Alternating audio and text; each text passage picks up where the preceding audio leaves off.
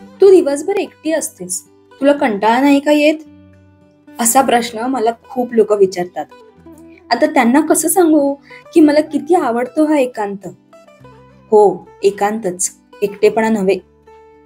मुळात हे प्रश्न पडतातच का? कारण आपल्याला ना एकटेपणा आणि एकांत मधला फरकच कोणी सांगितलेला नसतो. तर आज मी तुम्हाला तो समजावायचा प्रयत्न करणार आहे. मग शेवटी तुम्ही मला व्हिडिओ खाली कमेंट करून सांगा तुम्हाला काय वाटतं ते, ठीक आहे? एकटेपणा आणि एकांत बाहेरून दिसायला सारखेच दिसतात, पण त्या परिस्थितीला काय नाव द्यायचं हे पूर्णपणे तुमच्यावर अवलंबून असतं. म्हणजे बघा हा, आपल्याला एखाद्या व्यक्तीची सवय लागलेली असते, कारण आपण त्या व्यक्तीसोबत खूप मोठा काळ घालवलेला असतो. आणि गल्लत कुठे होते? ती व्यक्ती आपल्या आयुष्यातून काही वेळ जरी नाहीशी झाली ना, तरी आपल्याला त्रास होतो, किंबहुना आपण तो करून घेतो. आणि तेव्हा जो येतो तो एकटेपणा. पण उदाहरणार्थ, जेव्हा अचानक मी घरात एकटी असते तेव्हा मला खूप आनंद होतो. त्याचा अर्थ असा आहे का की मी माणूसघाणी आहे किंवा एकलकोंडी आहे? तर नाही. ह्याचा अर्थ असा होतो की मला स्वतःसोबत वेळ घालवायला प्रचंड आवडतो. ह्याच वेळात मला नवीन कल्पना सुचतात, स्वतःशी नकळतपणे गप्पा होतात, विचार करता करता कधी कधी स्वतःची चूक कळून येते, लिखाणाला, वाचनाला भरपूर वेळ मिळतो. तसंच मी माहेरी जाते तेव्हा माझ्या नवऱ्याला एकांत मिळत असेल, त्याला आवडेल तसं राहायला मिळत असेल, वागायला मिळत असेल. आणि ह्यालाच म्हणतात एकांत. स्वतःसोबत स्वतःवर प्रेम करत घालवलेला वेळ म्हणजे एकांत. जे काही पुस्तकं मी आतापर्यंत वाचली आहेत ना, त्यातून मी हेच शिकले. आधी मी देखील चार चौघांसारखीच होते, पण माझ्या वाचनातून आणि लिखाणातून मी एक गोष्ट शिकले. ती म्हणजे आपण जेव्हा एकटे असतो ना, तेव्हाच आपण खऱ्या अर्थाने स्वतःला भेटतो. एकटे आहोत म्हणून चला मैत्रिणीला किंवा मित्राला कॉल करू, असं बोलून किती दिवस घालवणार? कोणाचा तरी आधार किती दिवस घेणार आहोत आपण?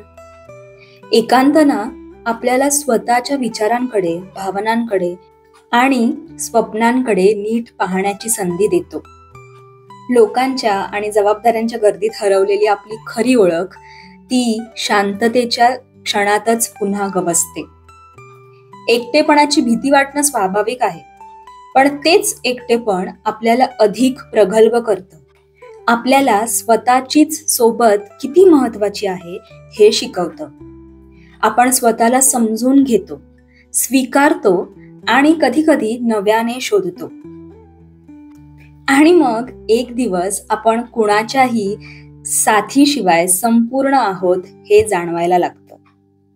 तेव्हा एकटं असणं म्हणजे एकाकीपणा नसून स्वतःसोबतची अतूट नाती जपण्याचा काळ असतो. मी इंग्लिशमधून ह्या विषयावर खूप बोलले आहे आणि मी कधीच फक्त बोलत नाही हा, ते आधी कृतीत उतरवते आणि मग जगासोबत शेअर करते. जेव्हा माझा नवरा ऑफिसला जातो तेव्हा मला आनंद होतो. आता तुम्ही बोलाल काय बाई आहे ही? पण आनंद का होतो? कारण मला स्वतःसाठी, स्वतःच्या स्वप्नांसाठी भरपूर वेळ मिळतो. मी तासन तास लिहत असते, व्हिडिओज बनवत असते, वाचन करते, बाल्कनीत उभी राहून पक्ष्यांचा आवाज ऐकत छान एकटीच चहाचा घोट घेते. आणि हे सगळं करत असताना मी स्वतःवर प्रेम करत असते. त्यानंतर नवरा घरी यायची वाट पण बघते बरं का.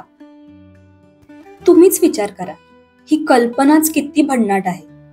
आपण आपल्यावर प्रेम करायला लागू, ह्यापेक्षा अजून सुंदर कुठली गोष्ट असू शकते?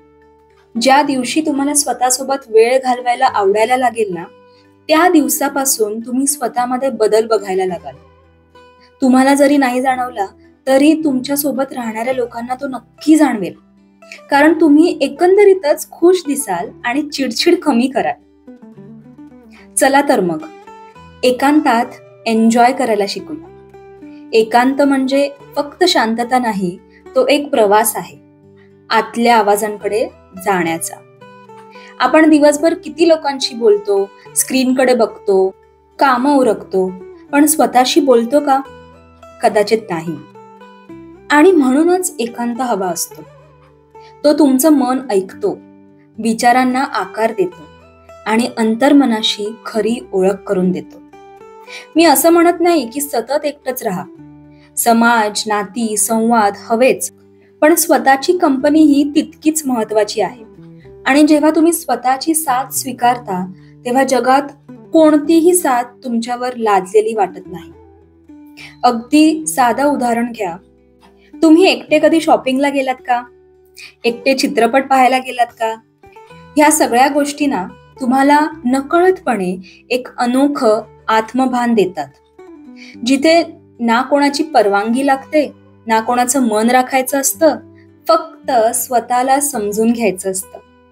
आणि एकदा का तुम्ही स्वतःशी मैत्री केली ना, मग जगाशी मैत्री करणं फार सोपं होतं. तर शेवटी एवढंच सांगते, एकटं राहणं म्हणजे कमकुवतपणा नाही, तर ती ताकद आहे स्वतःवर प्रेम करण्याची. आता तुम्हीच निर्णय घ्या, एकटेपणाचं रडगाणं गायचं की एकांतात स्वतःसाठी काहीतरी करायचं.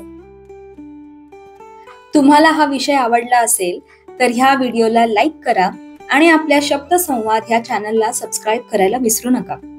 आणि हो, तुमच्यासाठी एकांत म्हणजे काय आणि तुम्ही कधी अनुभवलाय का असा स्वतःसोबत वेळ घालवत मिळणारा आनंद? मला कमेंटमध्ये नक्की सांगा. मला तुमच्या गोष्टी वाचायला नक्की आवडतील. चला तर मग भेटू पुढच्या व्हिडिओमध्ये एका नवीन विषयासोबत. हा ऑडिओ पूर्ण ऐकल्याबद्दल तुमचे खूप खूप आभार.